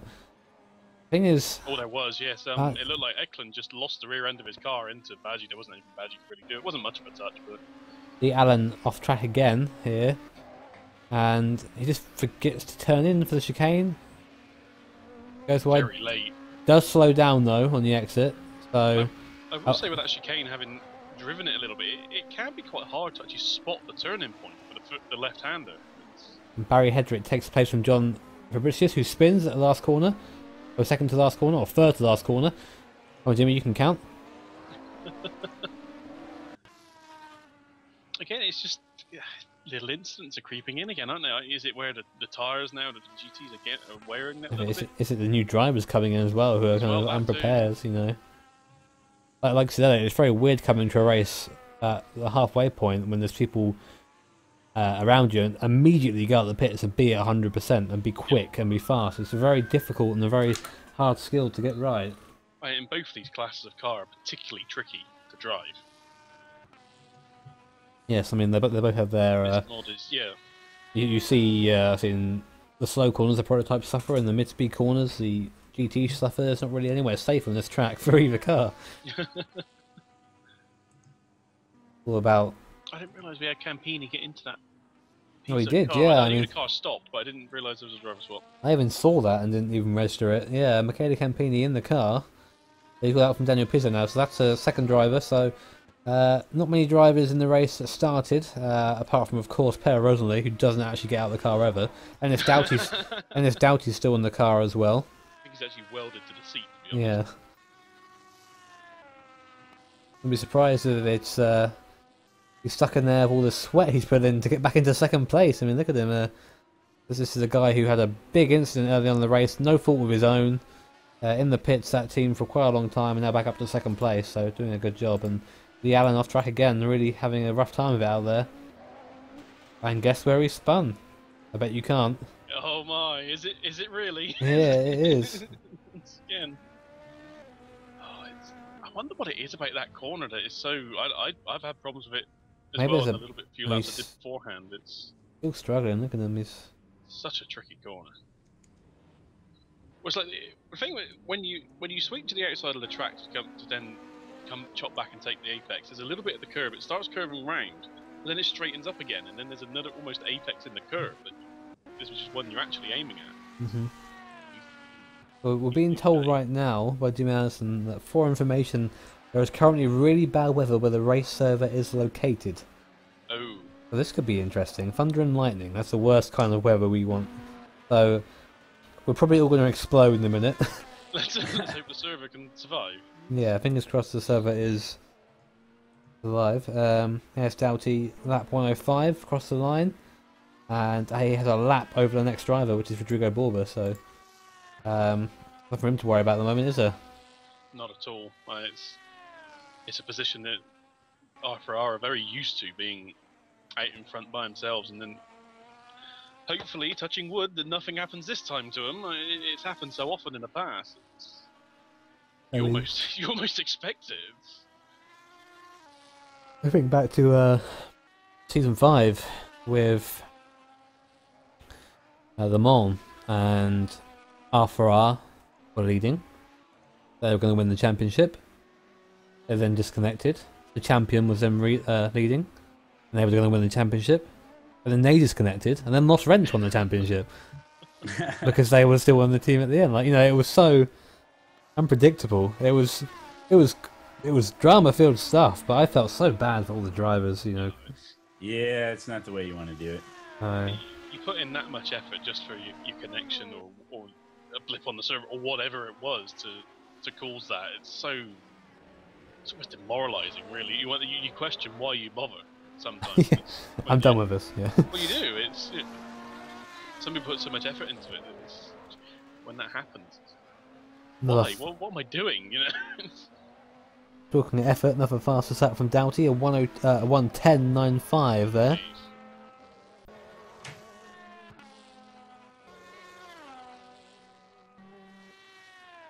We'll see. Impressive. Got Hirsch in the pits now. The eco-friendly P1 car. Do we have any weather updates, Malone? Well, the weather for the track, anyway, is we see Garrett's go off. Again, unfortunately. And Lee Allen spins around as well. Yeah, still some northerly winds here. Been able to push that front further south here in the Midwest. So Indianapolis looks like it's going to stay dry. As far as the server goes, it's a different story. Yeah, heading for the pits. Yeah, I think he's given up, and I think there's a driver swap incoming, I believe. Oh, I think so. Anyway, he's lost so much time for that car. Unfortunately, like, he just has so many issues, so many little offs, so many little mistakes, and it's just caused that car to slip, down into 5th place in the standings, where it was third before. Oh, its last stop was only 14 laps ago now, so. Is Christian Mayer again?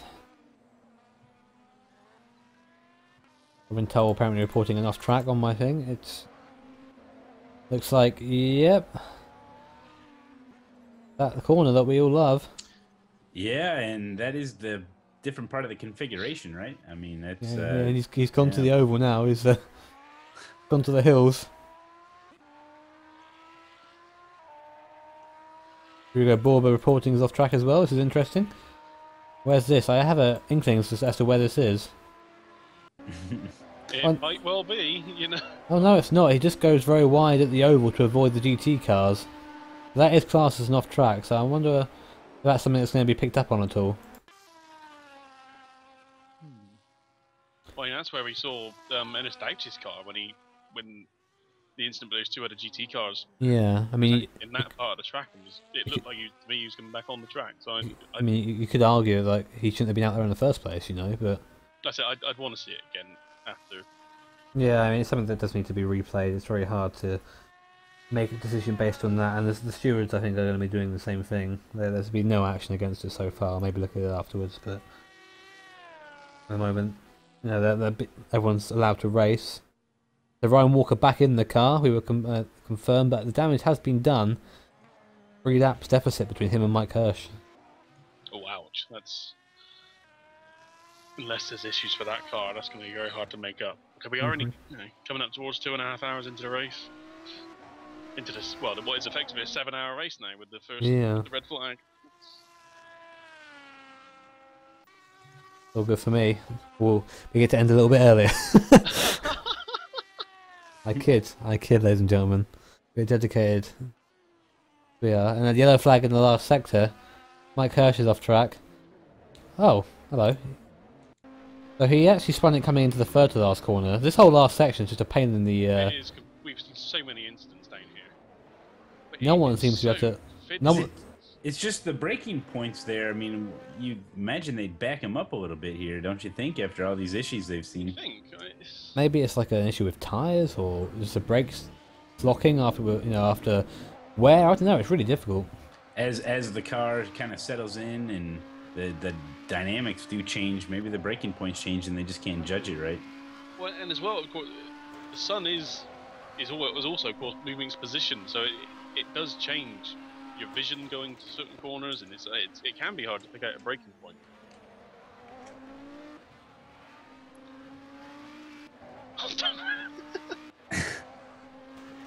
Good job, man. Oh, we're still in the replay here. Oopsie. As we go back live. And